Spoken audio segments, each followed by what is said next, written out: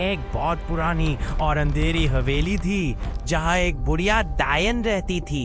देखने में वो बहुत भयानक थी, लेकिन उसका दिल अपनी दो बड़ी संतानों के लिए स्नेह से भरा हुआ था। वो उनसे बहुत प्यार करती थी। उनके लिए वो हर खुशी जुटाती, हर सुख सुविधा लाती। उन्हें दुनिया का सबसे बेहतरीन सामान देने के लिए वो दिन रात एक कर देती थी।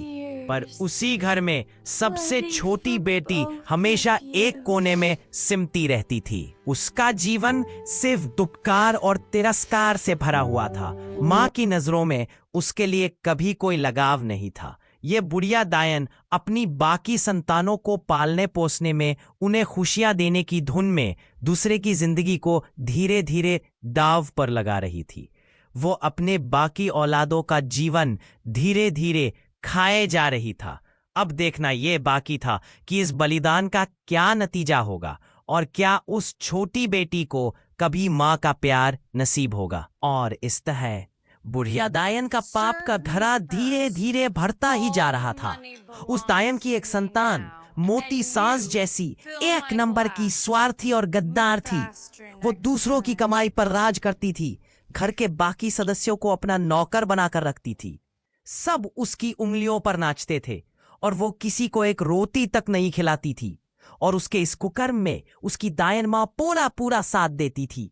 उन्होंने सबकी जिंदगी तबाह करके रख दी थी। लेकिन उस घर की सबसे छोटी बेटी को यह मंजूर नहीं था। उसके अंदर आत्मसम्मान था। वो अपने लिए जीना चाहती थी, दूसरों की गुलाम बनकर नहीं रहना चाहती थी। वो मेहनत की कमाई खाती थी और खुद के लिए वो हर काम करती थी जिससे उसे खुशी मिले। लेकिन वो बुढ़िया डायन, उसकी सास जैसी मोटी बीच वाली बेटी और उसका बड़ा बेटा, इन तीनों को ये बिल्कुल मंजूर नहीं था।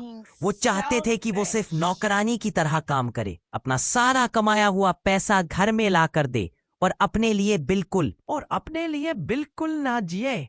वो बड़ा बेटा एक नंबर का घटिया और स्वार्थी आदमी था।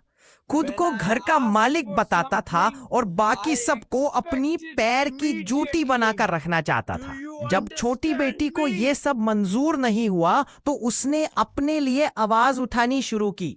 तब बाकी घर वाले और डायन का बड़ा बेटा उसके साथ मारपीट पर उतर आए। एक दिन छोटी बेटी ने तंग आकर एक खत लिखा और आत्महत्या कर ली। लेकिन मरते मरते उसने डायन माँ और उसकी दोनों औलादों को बद्दुआ दी, बहुत भयानक बद्दुआ, कि तुम सबका सर्वनाश होगा।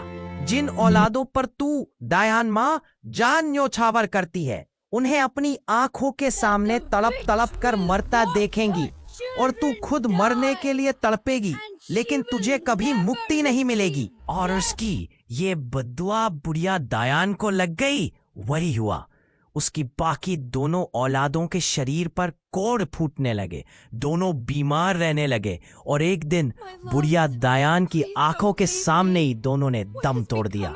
अब बुढ़िया डायन मौत की भीख मांगने लगी, पर उसे मौत नहीं मिली। वो सबको अपने सामने धीरे धीरे मरते देख रही थी, पर उसे न मौत मिली न मुक्ति। वो बस इसी तरह दर दर भटकती रही और यहीं ये कहानी खत्म होती है।